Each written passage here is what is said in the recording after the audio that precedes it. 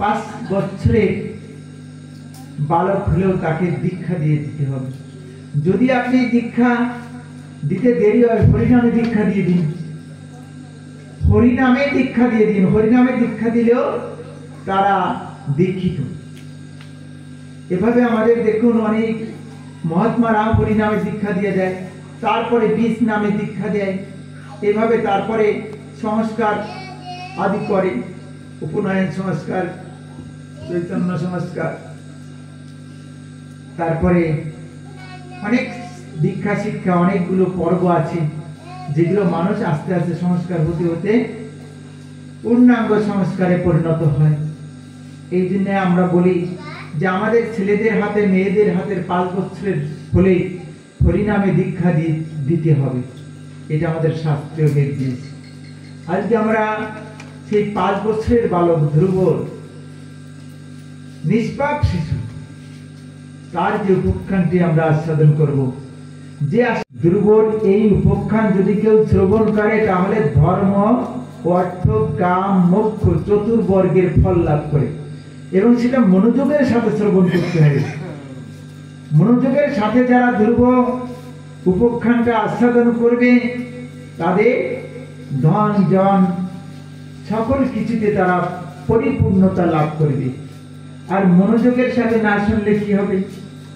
আসলে সেই ফলটা পাওয়া যাবে না। আমি সবাইকে অনুরোধ করব যে মনোযোগের সাথে আমরা ধ্রুবর উপাখ্যানটা আস্বাদন করব।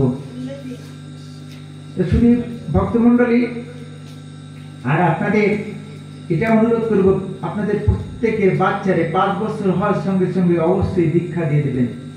আপনিও কিন্তু অদীক্ষিতর হাতের জল খাচ্ছেন, সাধুগুরু বৈষ্ণব আসলে দিচ্ছেন, হয়তো টের পাচ্ছে না, কিন্তু আপনি সংসারে অপরাধী হয়ে যাচ্ছেন। এটা আপনাদের কাছে অনুরোধ রইল যে ভাগবত অনুষ্ঠান হয়, ভাগবত অনুষ্ঠানের বিরুদ্ধে শিক্ষণীয় কথাগুলো শুনলাম, কিন্তু আমরা একটা উপাখ্যান দিয়েছিলাম, ভাগবত অনুষ্ঠান ভিতর থেকে সেগুলো বাড়িতে নিয়ে যেতে হবে। বাড়িতে নিয়ে যাওয়া না পর্যন্ত সেটা পূর্ণতা লাভ করে না। আমি কথাগুলো শুনলাম, বাড়িতে যেয়ে করলাম না। উনি বলেছেন অত ঝামেলার ভিতরে এখন যাওয়া যাবে না, ছোট বালক তাদেরকে দীক্ষা দেওয়া যাবে না, মানে কথাগুলো এখানে রেখে গেলাম। আর কথাগুলো যদি নিয়ে যান অবশ্যই আপনারা সংস্কার করবেন, এটা আমার অনুরোধ রইল। যাকে আপনার ভালো লাগে, আপনাদের যারা গুরু পরম্পরায় আছে, গুরুদেবের কাছে দীক্ষা নিয়েছেন, সেই পরম্পরায় যারা, তাদের কাছে দীক্ষা নিয়ে নিন। যাকে ভালো লাগে তার কাছ থেকে হরিনামে দীক্ষা নিয়ে নিন, তাতেও কোনো অসুবিধা নাই। হরিনামে দীক্ষা নেওয়ার পরে আবার পুনরায় দীক্ষা নেওয়া যায়। সকলের বৃত্তান্তগুলো আমরা খুলে বললাম। এবার আমরা ধ্রুবর উপাখ্যান আস্বাদনের পূর্বে পুরাকালে উত্থানপদ নামে একজন রাজা ছিলেন। আর এই উত্থানপদ রাজার 2 জন স্ত্রী ছিল। 2 জন স্ত্রীর নাম কি? সুরুচি আর সুনীতি। এই 2 জন স্ত্রীর 2টা পুত্র সন্তান ছিল। সুরুচির ছিল একটা সন্তান, তার নাম ছিল উত্তম, আর সুনীতির একটা ছেলের নাম ছিল ধ্রুব। 2 স্ত্রীর যেই 2টো সন্তান ছিল, কিন্তু সুরুচি ছিল অত্যন্ত বুদ্ধিমতী এবং রাজার খুব প্রিয়া ছিলেন, অনেক প্রিয়া ছিলেন, যে সুরুচিকে রাজা খুব ভালোবাসতেন। সুনীতিও ঠিক রূপে গুণে তেমনই ছিল, কিন্তু সুরুচির যে কলা কৌশলটা সেটা রাজাকে বেশি আকর্ষণ করত। তখন রাজা ওই সুরুচির কথা মতন তার একটু চলতেই হতো। একদিন রাজা কি করেছে, উনি রাজ সিংহাসনের পরে সুরুচির ছেলে উত্তমকে নিয়ে বসে আছে। আর উত্তমকে নিয়ে যখন বসে আছে, তখন একটু পরেই ধ্রুব দেখে কি যে বাবার কোলে তার ভাই বসে আছে। আর ধ্রুবর তখন ইচ্ছা হলো যে আমি একটু বাবার কোলে উঠতে চাই। তখন ধ্রুব কি করেছে, দ্রুততার সাথে বাবার কোলে ওঠার জন্য এগিয়ে যাচ্ছে। এগিয়ে যখন যাচ্ছে, আর বাবাও কি করেছে, ধ্রুবকে কোলে নেবে বলে মন স্থির করেছে যে ধ্রুবকেও সে কোলে নেবে। এই মতো অবস্থায় সুরুচি দূর থেকে বলছে কি, দেখো ধ্রুব, তুমিও রাজার ছেলে বটে, কিন্তু রাজার কোলে সবসময় ওঠা যায় না। আমার ছেলে উত্তম রাজার কোলে উঠেছে, তুমিও রাজপুত্র বটে, কিন্তু সে তো আমার ছেলে, উত্তম আমার ছেলে।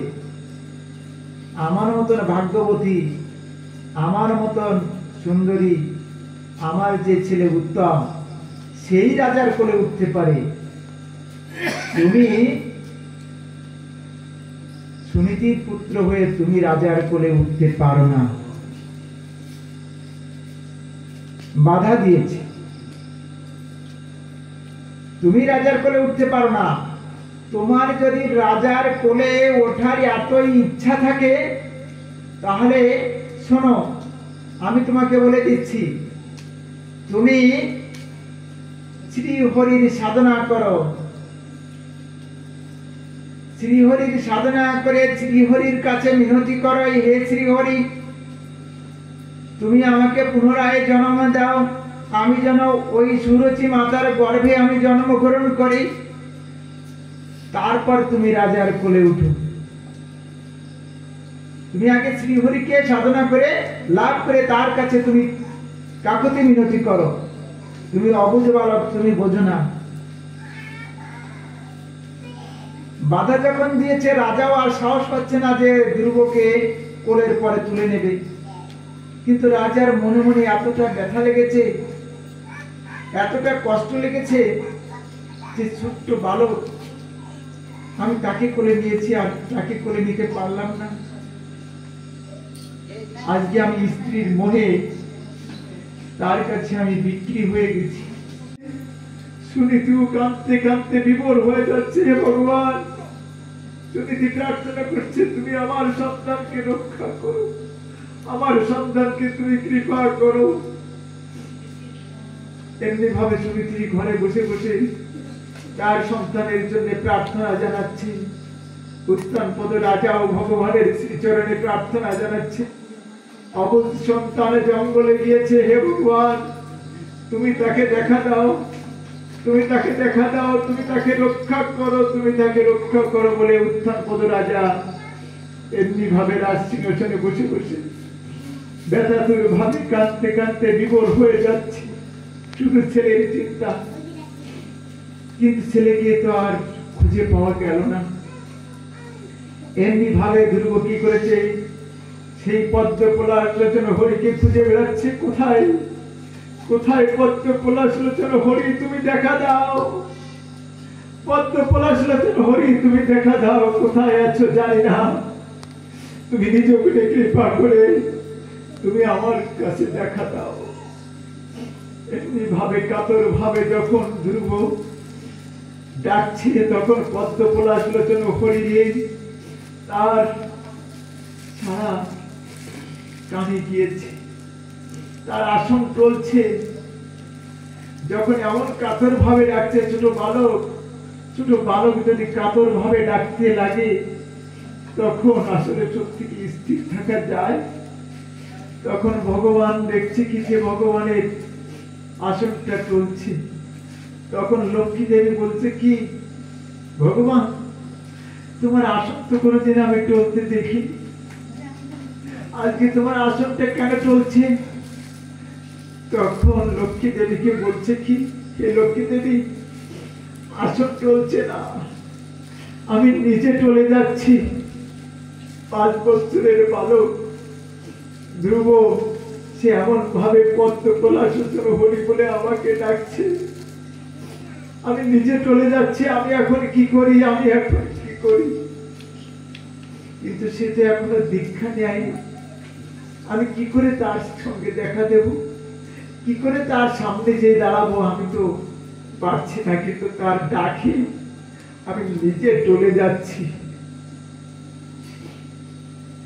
তখন নারদকে ডেকে বলল, নারদ শোনো, এই যে জঙ্গলে জঙ্গলে ছোট্ট একটি পালক এমন ভাবে আমাকে ডাকছে, আমি নিজে চলে যাচ্ছি, আমি স্থির থাকতে পারছি না, তুমি যাও, তাকে যে দীক্ষা দাও। নারদ বলছে কি 5 বছরের বালক, তাকে আমি কি দীক্ষা দেব? তার খেলাধুলায় মনোনিবেশ, তার এই চাঞ্চল্যতা অবস্থা, এখানে দীক্ষা দিয়ে তাকে আমি কি জ্ঞান দান করবো? বলছি কি নারদ, তুমি আগে যাবে তো, যদি তার সেই জ্ঞান না থাকে তুমি দীক্ষা দিও, আর যদি তার সেই জ্ঞান থাকে অবশ্যই তুমি তাকে দীক্ষা দিও। অনেক বলে পেয়ে নারদকে পাঠিয়ে দিল। নারদকে যখন পাঠিয়ে দিল তখন নারদ এসে দেখে কিন্তু ওই 5 বছরের বালক পদ্ম পলাশলোচন হরিকে এমন ভাবে চোখের জলে ডাকছে। তখন বলছে কি বাবা, তুমি কেঁদে কেঁদে কেন পদ্ম পলাশলোচন হরিকে ডাকছো? তুমি কি এই জঙ্গলের ভিতর হারিয়ে গেছো? তোমার বাবা মা আছে না? তুমি কি পথ চিনতে পারছো না? চলো চলো, আমি না সব পথ চিনি। মোহে আমি অপরাধী হয়ে গেছি। এমনি করে কিন্তু আমাদের সমাজে এই অবস্থাটা চলছে। স্ত্রীর মোহে পড়ে আজকে শ্বশুর শাশুড়ি, পিতা মাতা, বয়োজ্যেষ্ঠদের সাথে সম্পর্ক রাখতে পারছে না।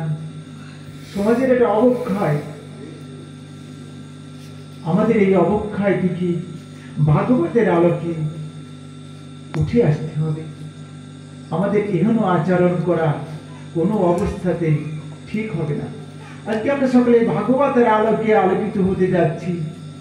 কেন আমরা শ্বশুর শাশুড়িকে শ্রদ্ধা করব না? কেন তাদের মুখের সঙ্গে আমরা মুখের কথায় উত্তর দেব? কেন আমরা তর্ক করব? একটু শ্রদ্ধাশীল হলে, একটু তাদের প্রতি সহানুভূতিশীল হলে তাদের আশীর্বাদটা আমাদের মাথায় এসে বর্ষিত হয়। সামান্য একটু ধৈর্য ধরলে আমরা অনেক কৃপা লাভ করতে পারি। এগুলো আমাদের সমাজে বর্তমান পরিপ্রেক্ষিতে এত অধপতন দেখা দিয়েছে, সত্যি সেটা বলার না। আপনাদের এখানে না, আমাদের এখানে এটা দেখা দিয়েছে। আপনারা সকলেই নিশ্চয়ই শ্বশুর শাশুড় স্বামীকে আপনারা ভক্তি করেন, শ্রদ্ধা করেন। আমাদের এলাকায় বা অন্যান্য জায়গায় দেখি, কিন্তু আপনাদের এখানে আমরা মনে হয় আপনারা অবশ্য সকলেই শ্রদ্ধাশীল আছেন, সকলেই সহানুভূতিশীল আছেন, সকলে গুরুজনের আশীর্বাদ লাভ করেন, এটা আমার মনে হয় আপনাদেরকে দেখি। যাই হোক, এটা আপনারা সকলেই সেইভাবে চলার চেষ্টা করবেন। আমাদের সুরুচির এই যে কুদৃষ্টি, খারাপ মনোভাবের কারণে উত্তানপদ রাজা তার ছেলে ধ্রুবকে কোলে নিতে পারল না। যখন পারল না তখন ব্যর্থ মনোরত হয়ে ধ্রুব তার মায়ের ঘরে ফিরে গেল।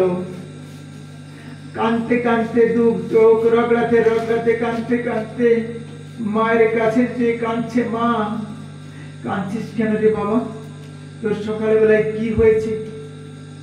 বলছি দেখো মা, আমি বাবার কোলে উঠতে গিয়েছিলাম, কিন্তু আমার এই ছোট মা আমাকে কোলে উঠতে দেয়নি, আমাকে বাধা সৃষ্টি করেছে।